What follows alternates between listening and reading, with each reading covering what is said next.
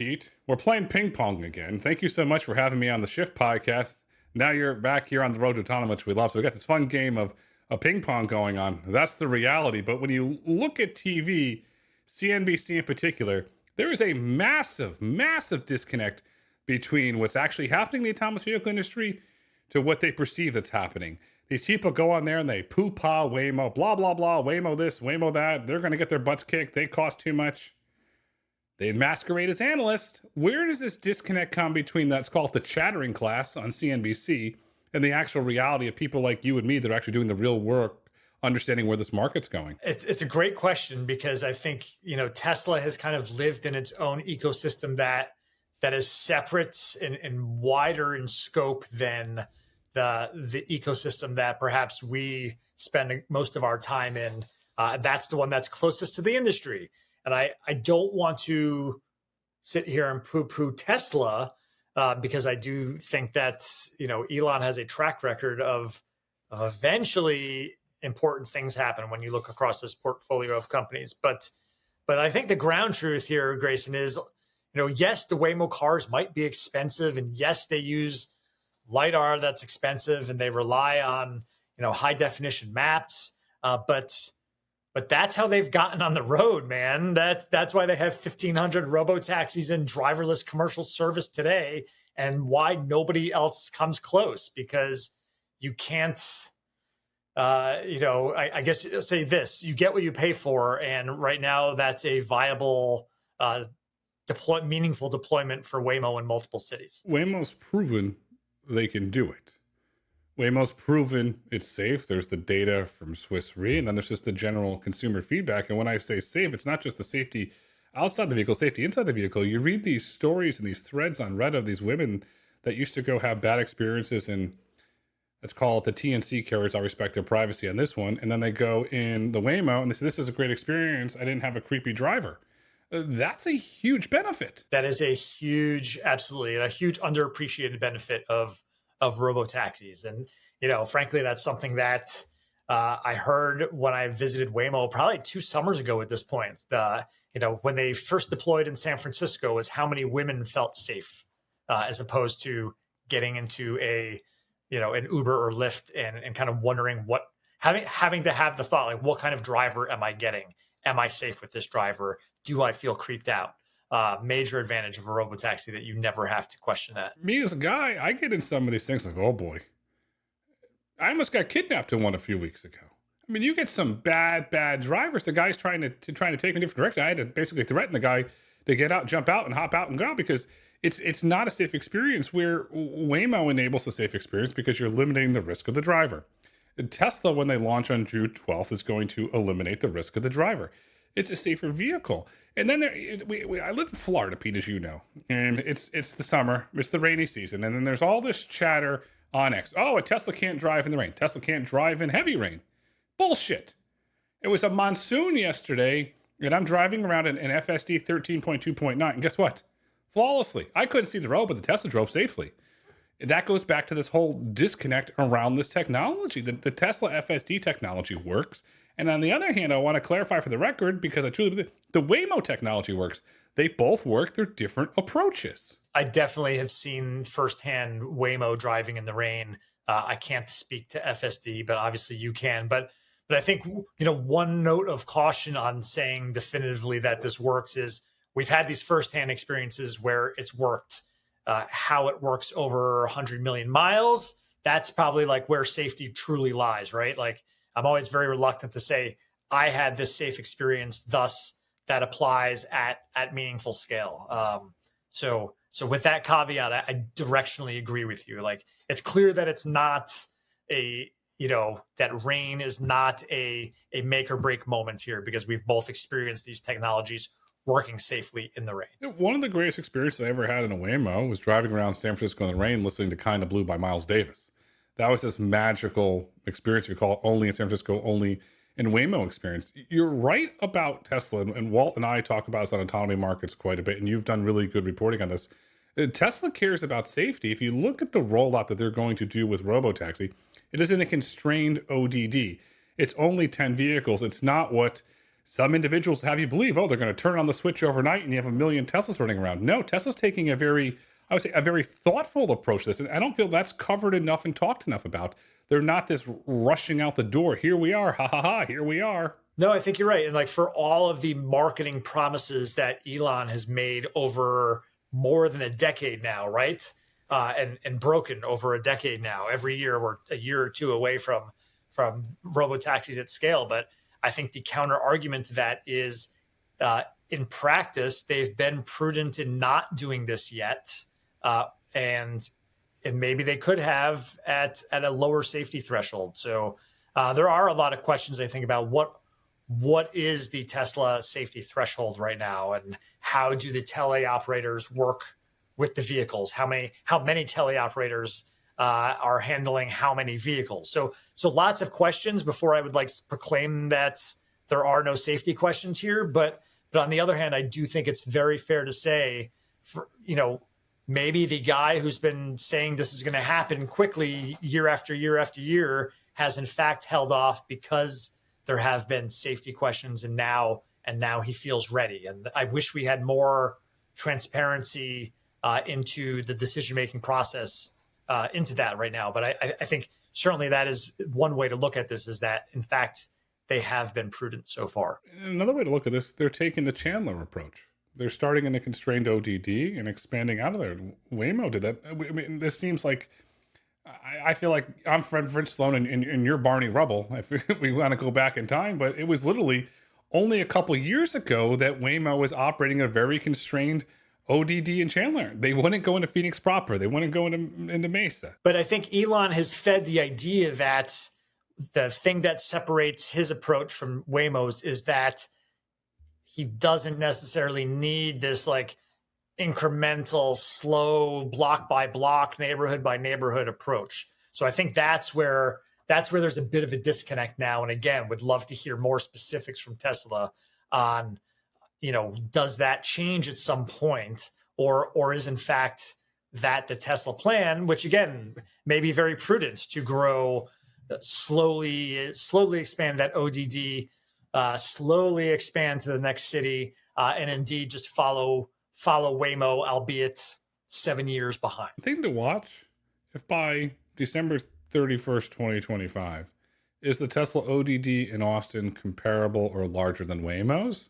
And what is the safety record? That's going to be a really interesting statistic to watch. No question. I think that, and safety record is relative too, right? Like Waymo has not had a terrible crash like the one that sidelined Cruise, like the one that shelved the Uber program. But they've had a couple, let's call them odd instances. And I think that's one of the interesting things about self-driving technology writ large, is that these cars are going to crash in new ways, right? They may solve old problems, but they may create new ones. And the one that stands out to me is the crash that Waymo had last year in the Phoenix area, where two different Waymos hit the same tow truck pulling a backwards facing vehicle that its software misread. So it crashed into it twice in a matter of minutes. So like fairly innocuous in the grand scheme of things, but when some company has another major incident, I think the question is, A, how does that affect the rest of the industry? B, we've seen Cruise and Uber shelved from a single incident. So will the next company to have a bad crash find itself in a unrecoverable situation? It depends on who the company is. Point blank, it depends who the company is. Does it? I don't know. I'm not sure. That's a good, I think there's a couple that I would certainly rule out, like to say probably can't recover from this, but maybe even the bests will have difficulty. The problem is the media is going to run with a false narrative and scream about this, but yet when somebody dies in a car crash, nobody talks about it. They don't scream for the headlines, but if it's a self-driving car, the boogeyman comes out. There's a giant misconception around reality, because look at how many crashes and fatalities Waymo's prevented. That's not talked about. Oh, Waymo gets an offender bin or Waymo gets an incident. It's national headlines, and then you get these people out there like it's the end of the world touting out this narrative, and that's a huge problem. Yes, I think Waymo probably has saved lives and injuries, and they've done their own research to kind of bolster that claim. But I think it's going to go a long way when a third party independent researcher comes along and says, yes, this is what Waymo's done. We've studied it, versus the company touting its own safety record. I think that's just the nature of the beast. And I think, boy, I also think you're right too, on the sense that 40,000 people die a year in crashes, and it's so common that we don't talk about it. It's almost, it's relegated to back page news because it happens so often that it's almost not newsworthy. What do they do when there's a fatality on the road? Like, they close the road, they clean up the mess, and they open the road, and we all start driving again. There's psychological and sociological aspects to this that, boy, we could spend the whole podcast on. So I'll just shut up now and agree with your point that we definitely don't talk about that part of the equation nearly enough. But I do think I'm going to be reluctant to say that there's false narratives around any crash. Like, I think there's legitimate narratives and legitimate questions that have come from previous crashes and will continue as robots start to kill people. And how comfortable are we with that? If they only kill a quarter as opposed to, 40,000, if they get that down to 10,000, is that something we'd all accept? I'd like to think so, but maybe not. Sorry, I'm throwing a lot at you, man. No, I love it. Listen, I feel like we're about to have our own Bigelow battle now that Sterling's GM. He's gonna have handcuffs. He won't be able to talk. We got to get somebody else in this to have a Bigelow battle. Maybe, perhaps we'll have a Bigelow battle here. If you look at humans over life, we kill hundreds of millions of people with our bare hands. Look at what the Gatling gun did. The Gatling gun destroyed the Indian population in the West. I've been to the battle a Little Bighorn, where they got their revenge. It's very truly sad what the Gatling gun did to the West. But yet we kind of relegate that to history. We look at what the nuclear bomb did. We look at all these man-made creations, and it just passes. The same thing's going to happen. Humans kill more people than robots. It's the end of it's the bottom line there. Robots are going to be safer, and we're not going to have this whole conspiracy issue around the Terminator scenario, because Arnold goes, "I'll be back," and he'll come kick the shit out of the robots if that's what's going to happen. But getting to your independent auditor, independent safety review, I like that idea with a caveat. How do you get somebody that's not biased? Because a lot of these independent researchers, I'm not saying all, I'm saying a lot, and you know who you are because you listen, have extreme biases. How do you get somebody neutral, like an Ernst & Young, a Deloitte, one of these, let's say, accounting auditors, to look at this from a neutral standpoint, not a biased standpoint? This all kind of gets back to the question to me of how safe is safe enough. And we don't have 2 decades into self-driving vehicles right now, we don't have a clear answer to that. And I feel like if we're going to ask researchers to measure safety, perhaps having a baseline or guideline to measure against would be very helpful here. So I feel like that's a missing part of this equation and conversation. But I don't necessarily know if I need a Deloitte or business consulting firm to look at this. I feel like there's a lot of universities out there who would study this question, and if they came away with a definitive robotaxis are safer, I think that would go a long way. But the other part of that's hard too, Grayson, is like, are we saying that like robotaxis are safer than humans at 6 a.m. on an interstate in Metro Phoenix? It's really, really hard to make apples to apples comparisons. And we all want something really simplistic, but ODD, time of day, type of vehicle, all these things kind of factor into, and Waymo has, this is part of the Waymo research that they've put out there from their safety research team, which is pretty compelling, is kind of making those apples to apples comparisons. Like, okay, let's look at arterial roads in this particular city. I don't know if they've done time of day or not. I'd have to go back and look, but all those things kind of factor into, is this safer? The one thing I will say that overall industry-wide that I think has kind of been regrettable on the safety front is that, 5-10 years ago, everybody was talking about dramatic reductions in traffic fatalities and safety improvements. And, as Amnon Shashua said in that white paper about RSS, that, self-driving technology holds the potential to take us from 40,000 fatalities a year to 40. Now I see most of the industry players kind of backtracking to, we're going to be safer than a human. And I think there's a dramatic difference in cutting to 40 fatalities a year in, we're going to be marginally better than a human, or some more incremental benefit, as opposed to society has just changed. And that's where the messaging has been, maybe the industry's done themselves a disservice by starting out with such the hype-filled messaging, and now reality kind of sets in. This industry has done a lot of good, built game-changing technologies, which is going to lead to the autonomy economy. The one thing this industry's done a horrible job, a horrific job on, is messaging. Remember going back to 2000 with the big hype bubble that a lot of people left the industry, and you and I stayed, and this thing kept going. This messaging has been a wackadoodle, and you try and speak to these individuals. And I got to give a lot of credit to a board member here for Council for Economic Resilience, Gus Carlson, talks about. He goes, guys, it's not the technology story. It's what's the impact on society story. And it never resonated. Now you're starting to see more and more of that messaging coming out and putting out these grandiose statements, 40,000 to 40. How do you verify that? There's so many factors that go into that. There are, and I'd have to go back and read the paper, but I mean, it was a paper that relied on math and kind of, building that safety envelope around the vehicle that you could get from 40,000 to 40. But you're right. I think the industry has done itself, a kick in the shins a bit by overpromising, and by not focusing on, here's the material benefit. Here's the benefit of self-driving trucks and lowering the price of consumer goods for one potential, near-term benefits. That would be one plank. And start talking about the incremental benefits, being very transparent that there's a lot to learn, a long way to go.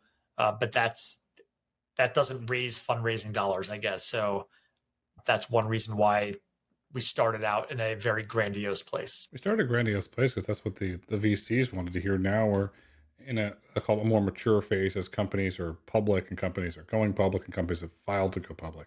If you look at autonomous trucking, one of the greatest benefits of autonomous trucking, you have the economic resilience, you have the uptime. But this is the thing that nobody talks a lot about, and Too Simple did a really good job on this back in the day. Food waste. Those trucks can run 20 plus hours a day, can eliminate food waste and give healthy foods. And if I'm sitting there as an executive autonomous trucking company, I'm hopping on the Bobby Kennedy wagon of Maha, make America healthy again. Autonomous trucks can get you fresh produce to kids. You've got a big advocate there in the White House that will go along with this. You have a big advocate there in Health and Human Services. It just seems that this industry is not tapping into, it's called the populism movement in America right now, that despite some grievances, and that you can look at Pew polling data, you can look at Gallup polling data, you can look at AP, you can look at NBC, you can look at CNN, the majority, the 53% of the country thinks we're going in the right direction. I know it's not a big majority, but it's over the 50% threshold. Why is nobody tapping into that? And then on the backside of that, you know what that does, Pete? That helps get a national autonomous vehicle framework that everybody in this industry needs. I mean, do you think the answer to the question is that it's still so fledgling that maybe people are reluctant and overpromising right now? But conceptually, I think I do see where you're going. Like, we can deliver goods faster, be they, vegetables for healthier lunches, or, just stuff coming off the ships at the port of Los Angeles and Long Beach.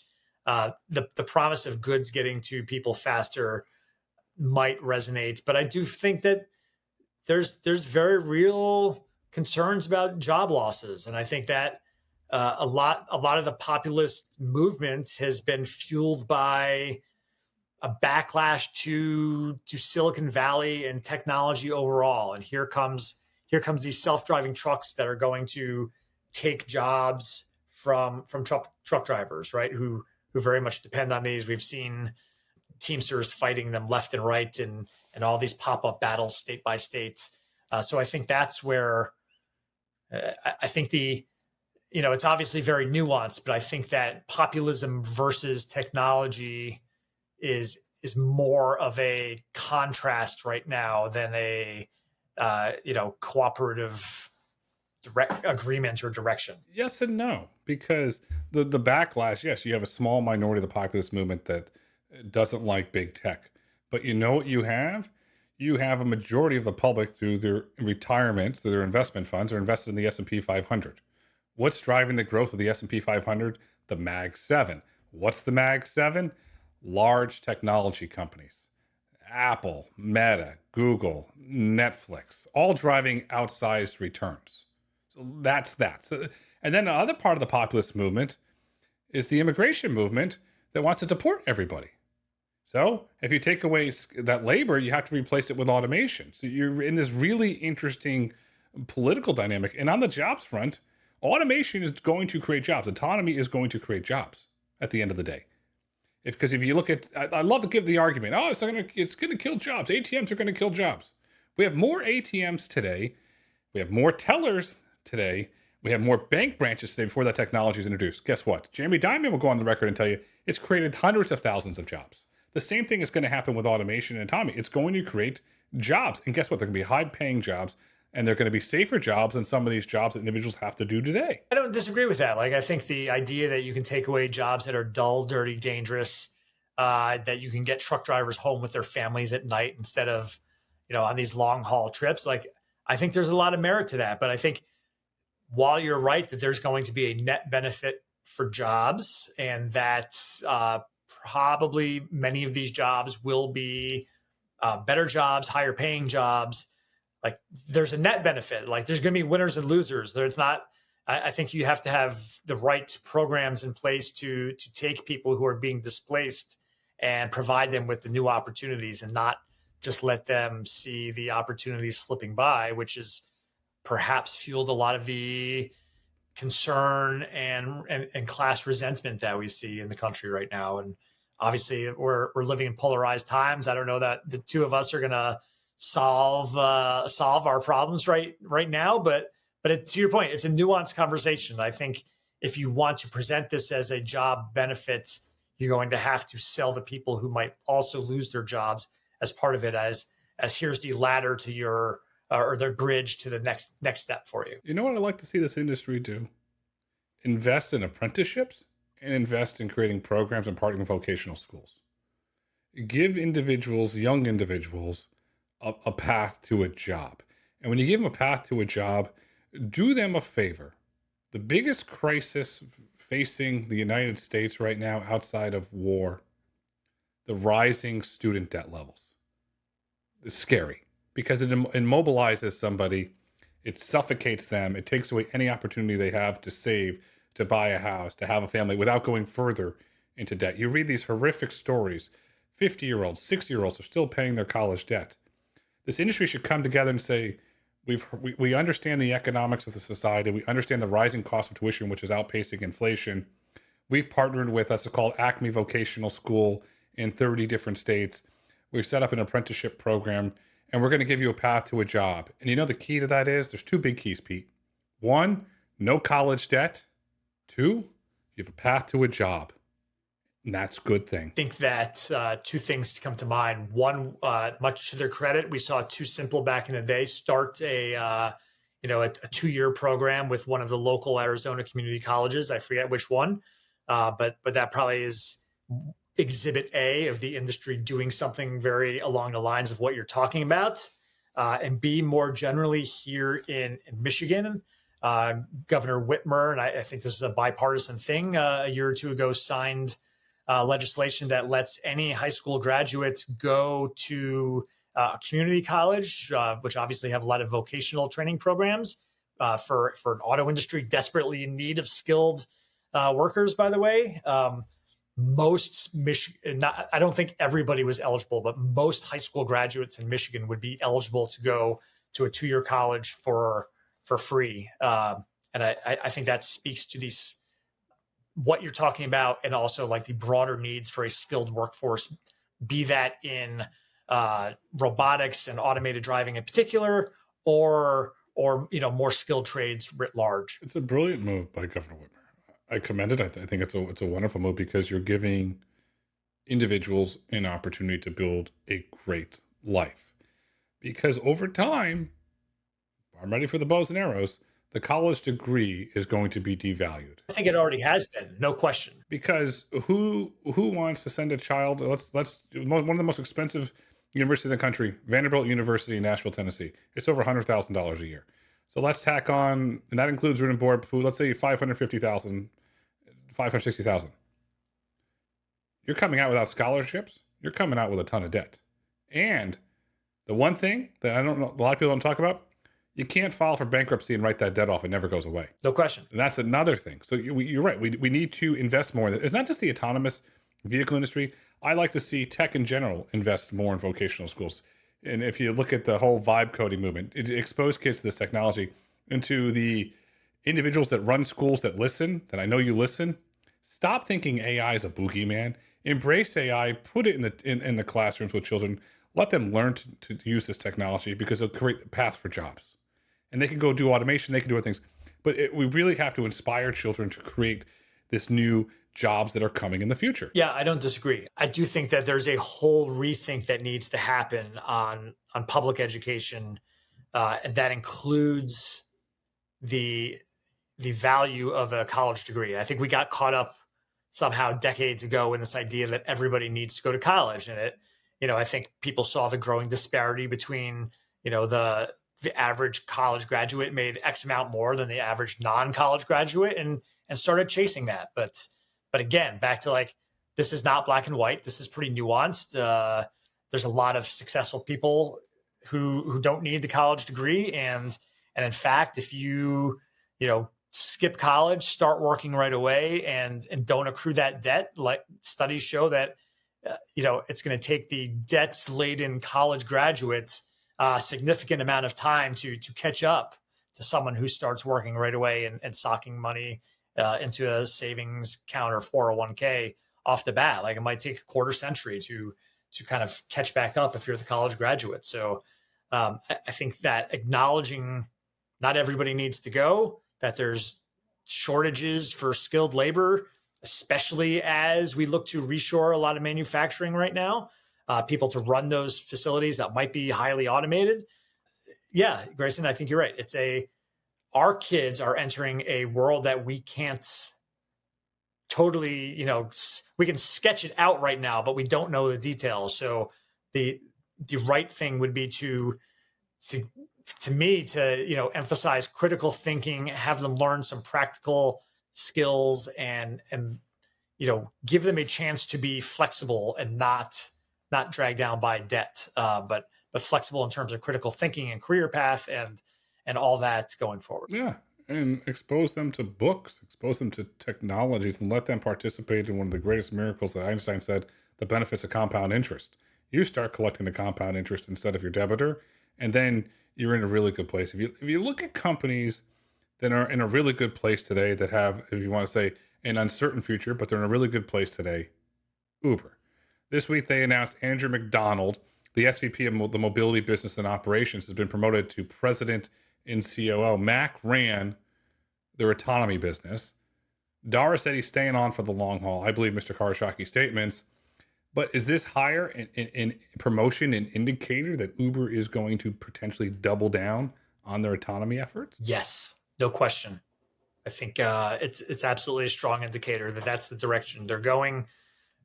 And to your point about what is the uncertain future here, like, Uber is frenemies with a growing number of autonomous vehicle providers. And, right now that it seems like the interests of the providers, such as a Waymo or May Mobility, or in the future, a Wave, seem to converge, but I don't, it remains an open question as to how long their paths align. And, at some point, do they adopt a more competitive posture, and who are the winners and losers in that? And it's way too early to tell from my perspective, but I think it's both an intriguing and important question to ask here in June 2025. I mean, that goes back to the college stuff. There's winners in the old days. There was the winners who went to college, the losers who didn't go to college, and that's changing today in autonomy.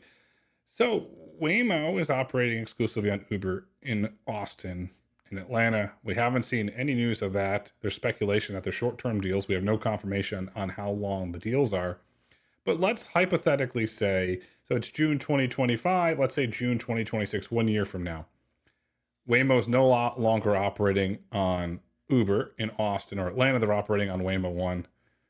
Where does Uber go? Or on the backside of that, what if Waymo never adds any other Uber markets? Where does Uber go? It's a good question. I kind of go back in my mind to, and I don't even know if this is still around, like 10 years ago, I wound up riding around Austin, Texas during South by Southwest with a local TNC. I think it was called Ride Austin, as opposed to an Uber or Lyft. And, you know, it struck me at just how hard it would be to go somewhere and set up your own network. Like maybe even if you have a discrete, one-off in a city like Austin like this, what were the odds that I'm going to get off my plane at Austin Bergstrom, know that it exists and take Ride Austin around town, as opposed to, because those airport rides and, tourists or business travelers are some of the most lucrative parts of the ride hailing business. So it just got me thinking a lot about, what does it really take to set up a rival network, at scale? And I think it takes a lot, which is why we see Waymo partnering with Uber now. Like that is a hard thing to dislodge right now. Cause Uber is synonymous with ride hailing, right? Nobody calls it ride hailing anymore. You can go get an Uber, even if you're getting a Lyft.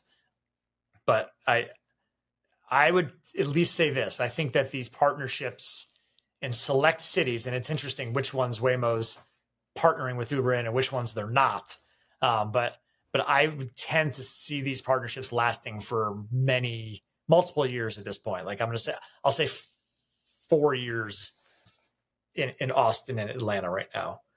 So I just think it'd be really hard for them to go get the market share. Well, although we see Waymo dislodging Lyft in San Francisco as the number 2 provider. I don't know if you saw that story earlier. So maybe a company that has the means of a Alphabet can do that. But bottom line, I think it's a long slog to start your own network and say you're going to compete with Uber for share. And Zoox obviously on that path as well, and well behind Waymo at this point. You're referencing the Mary Meeker AI and automation bond report. Yes. And so they've done that. But to me, the signs that I'm looking for, and we saw this in the early days of Uber, this is back when Travis was running the company. I remember JP Morgan Chase chooses Uber as a corporate partner, allowing individuals to expense it. Then you had the Morgan Stanley press release. This is when they started to expand in New York. All the corporations started allowing from an expense standpoint that they could expense their Uber rides. Once we start seeing those press releases, let's say Salesforce, one of the largest employers in San Francisco, now has a corporate contract with Waymo, employees can expense it and use it. That's a really interesting tell sign. The other tell sign that we're starting to the early signs is Waymo's starting to advertise pretty heavily in San Francisco, doing it on bus stops. I even saw one on Reddit. They're doing it in fortune cookies. So they're upping the advertising. Now, if I start seeing advertising in Austin, Atlanta, other markets, that's a clear indicator that Waymo's looking potentially for the exit hatch. Sure. And that's really interesting because I think that they've not advertised to this point, right? So to see that, I think you're right. Like, I think that Waymo is, as they scale, they are definitely, they've got to have that IPO in mind and hitting certain metrics to get ready for that IPO. And if advertising boosts them to a certain percentage of rides in a particular market, I don't, if that's something everyone's looking at to gauge health, maybe that's why they're starting to advertise now as opposed to not so much before. It was really interesting. There was a individual that put up a tweet on X, just got done filming a Waymo commercial. A couple individuals that work on Waymo that publicly identified themselves liked it. I reached out to Waymo for comment, no comment. But it appears, based on the X post, based on the likes that I got on X, that Waymo's doing a commercial. What do you think is going to be in that commercial? What markets do you think it's going to run in? And then is that another sign? I work backwards. I guess I haven't seen that, so I can't speak that intelligently about it. But what would theoretically be in a Waymo commercial? I think that it kind of draws back to what we were talking about earlier. Something that kind of connotes the feeling of safety because you don't have an Uber driver, something that connotes the feeling that you're going to have a a consistent experience, a comfortable experience, a safe experience. Those would be the three things that I would be looking to convey if I was, masterminding the Waymo commercial. If I was it's your own personal karaoke, sing at the top of your lungs. You're not going to bother anybody. It's just because that resonates with a human. You mentioned Waymo IPO. That there's a lot of chatter, all unconfirmed, and I don't buy it. That Waymo at some point, at some point, is going to explore an IPO for Waymo.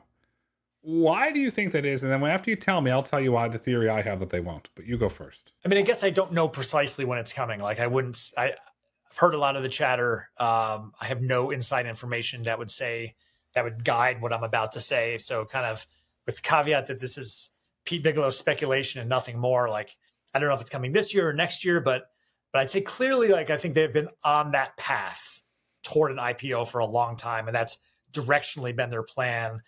Over time, I think Google and Alphabet have been less and less inclined to say that this is going to be this endless science project, that at some point it needs to kind of gain commercial traction on its own.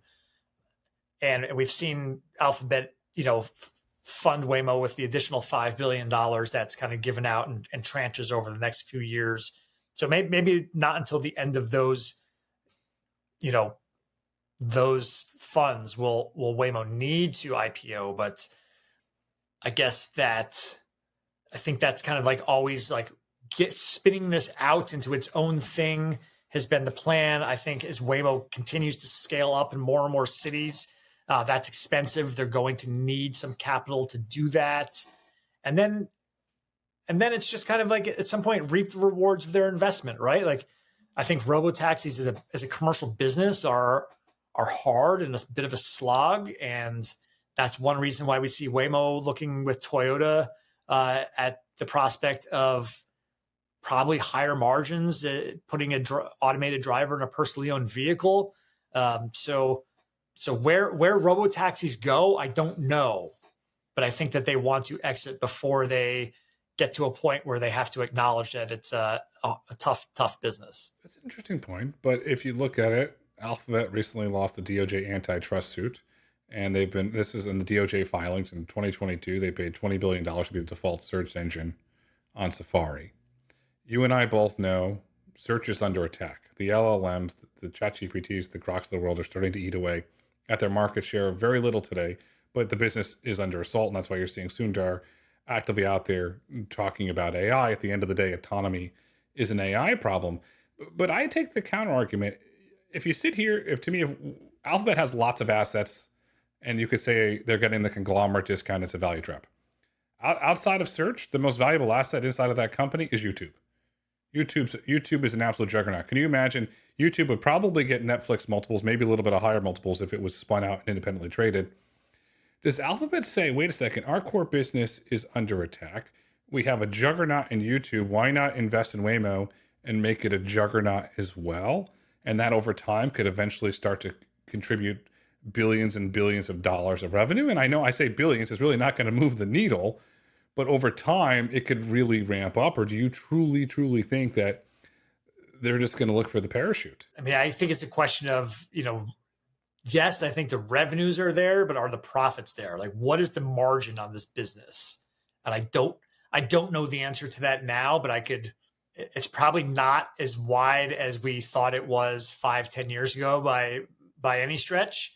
And I think that, I don't think anyone has unlocked the secret sauce to finding wider margins the more they scale. I think it kind of comes down to, every city you add incurs its own costs. And, until we really know, for one example, and this is one slice of the problem and not all of it, like how many teleoperators or how many vehicles can a single teleoperator watch at a given time? So I think that's part of it too. So the more vehicles you add, the more teleoperators you need. I think it's a intriguing problem that no one has really kind of figured out how to keep adding cities without adding the expenses of running those cities. Are the vehicles even monitored in real time, or just when it needs on the teleop just comes on. And there's a big difference between teleops. You have some individuals that sit there with driving, other individuals with a screen. So there's a really big difference there. Really big difference. And no question, I think that's a whole nother rabbit hole, Grayson, is like, do the teleoperators, can they directly control the vehicle by driving it? Or do they pop on when there's a problem and they kind of look at the environment and issue directions to the vehicle, but the vehicle actively engages with those directions and does the driving still? Those are very different approaches, and I think that the industry has coalesced around the latter, and you don't have someone directly driving. But I don't know. That's a whole nother rabbit hole. Is teleop, and obviously with Tesla in Austin now, that's on a lot of people's minds. It's on a lot of people's minds. The teleops, if you and I both visited Ed at May and you see how they worked in the old days when Mark Roskine was at Zoox, he showed me how they did it. We know how Waymo does it. And we don't know, that we have no photographs. We have no public statements on how Tesla is going to do teleops. I'll state that there. But we do know they're going to launch. Bloomberg has reported June 12th. We have no confirmation from Tesla it was going to be June 12th. We do know that it will be before the end of the month. The first ride, the first post on X comes out. How does the market react? Oh, I think that it's only going to be more bullish, right? I think the markets will see this as validation that its faith in Tesla over many years has been validated, and that things will only grow from there. How fast do you expect Tesla to grow from an operational standpoint? We do know 10 vehicles to start. How fast do you expect them to go? 15, 20, 25? How fast do you expect that ramp to go? That's a great question. And again, I think Elon has said he'll go from 10 to 20 to 30 to 40. Maybe, again, if we're going to go back to where we started with, if we're going to buy the premise that he's doing this in a prudent fashion, maybe. And I also go by the idea that I think it's really, really hard, as many people have learned in a hard lesson.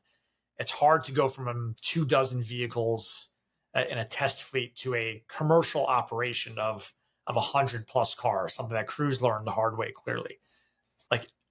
To me, and this is just ballpark, I would not be surprised to see Tesla at 50 cars in Austin by the end of 2025. Okay, I would say 100, but yeah, I like that, because you and I in this industry studies history. If you expand and scale too quickly, you run into the Cruise problem. They expanded way too quickly, and I'm hoping that Tesla takes the Waymo and does it slow, methodical. And when I say slow, obviously the technology mature where they can go faster, but I hope they take a similar premise to Waymo. And to me, that would be a clear indicator, to me, in my opinion, that Tesla's doing this the right way. And what's interesting is, thinking about that, Waymo was really, how long did we go between when they started Metro Phoenix and when they started San Francisco? I want to say it was 4 years. San Francisco was summer of 23, and it kind of reached a fever point last summer where people started to notice it. So let's just say it was 4 or 5 years between City 1 and City 2. And now we're seeing Waymo kind of up the cadence of, then they added Los Angeles, and now they added Austin this spring. Their pace of starting new cities is ramping up.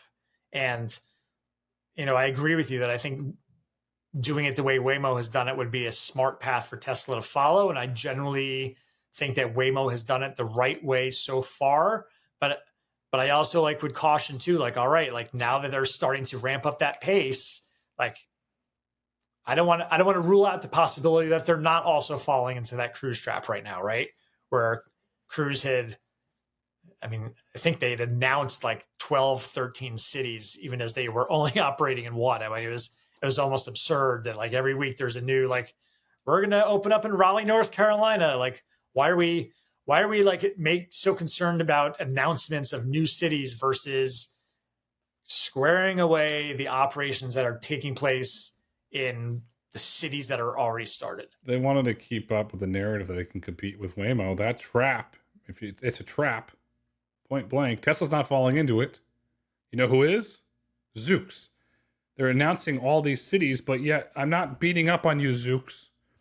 You don't have one commercial city operating, taking, paying passengers, and yet you're announcing this grandiose expansion. I mean, at least they've not opened and then continued that in their, if I'm going to sit here and defend Zoox, they're not following Cruise in the sense that they were struggling in city number one while pretending that they're going to do all these other cities. They're still at, still behind the starting gate, so to speak, commercially, while they're announcing all these new cities. So a little bit of a nuance there. There is nuance, but why not perfect one city, turn it into a business before expanding? Because, and I'll say this, they have not proven the technology is scalable. They have not proven that it is safe. There was 2 NHTSA investigations that are ongoing, and they haven't put a paying commercial passenger in the vehicle yet. They had that accident a few weeks ago where the Zoox vehicle moved after they, had a collision with a e-scooter rider. And I think they're very careful to say that it was the scooter rider who had hit their vehicle, not vice versa. But still, the Zoox vehicle moved when that rider was on the ground near the vehicle. So it's concerning because it sounds like they potentially have not learned from the Cruise crash. It sounds very similar to the Cruise crash. Hopefully, we'll get more clarity when the NHTSA investigation is made public, and I would ask Zoox and for the benefit of this industry and society, release the video. Show the public, build trust.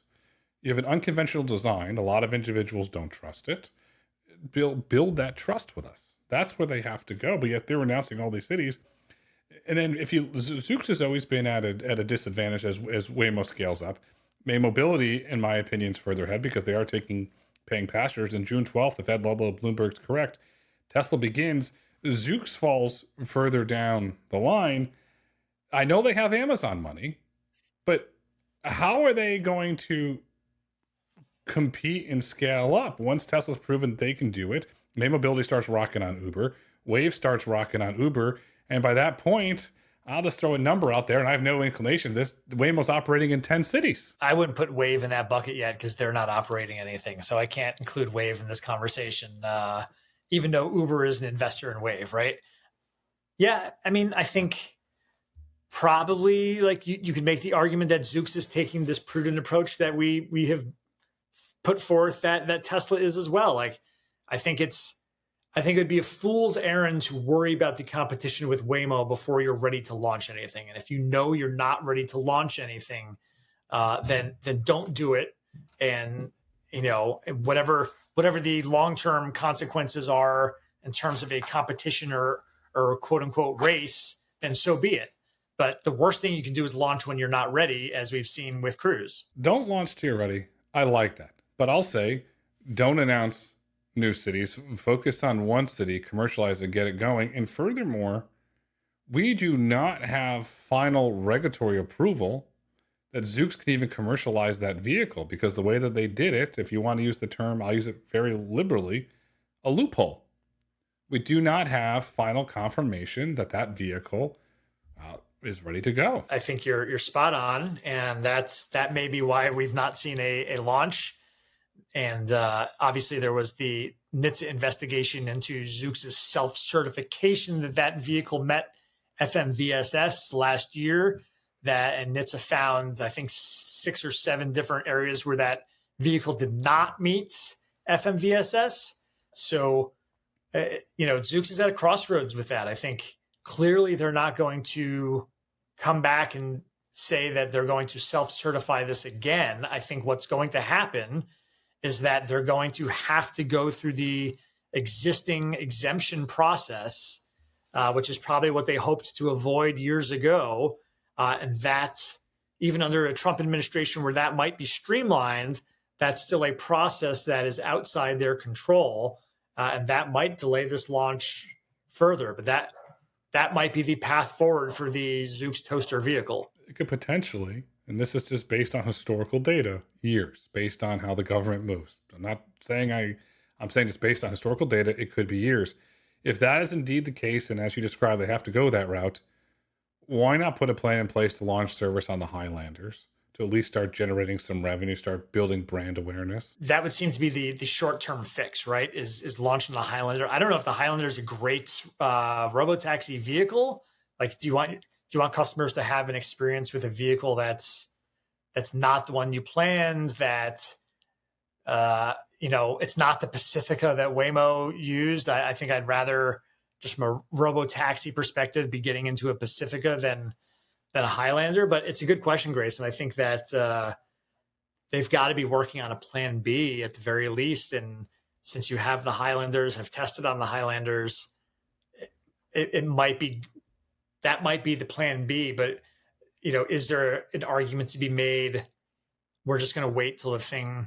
We've already waited 13 years since we founded the company. What's a couple more to use the vehicle that we've designed from the ground up for this express purpose, as opposed to putting something out there that doesn't match our brand and maybe doesn't provide a great experience? It's not a great answer, but it might be. I don't know. It's not a great answer, but it's an honest answer, because the brand matters. But in 2 years by now, the market is going to have passed them by. So Amazon's going to have to make a difficult decision. And if Amazon does make that decision, do they put Zoox up for sale and sell it? And if they do, there's only one buyer crazy enough, in my opinion, just read Gambling Man by Lionel Barber, the former editor of the Financial Times, about Masa-san. Masa's the only one crazy enough, I think, that can buy Zoox. And if Masa does buy Zoox, where the heck does this thing go? That's how we're wrapping, Pete. Let's hear it. Oh boy. I don't know. I think that Amazon would be reluctant to cut Zoox loose because of something you said a long time ago, Grayson, and that is the prospect of having your own robotaxi company offered as part of Amazon Prime is very intriguing.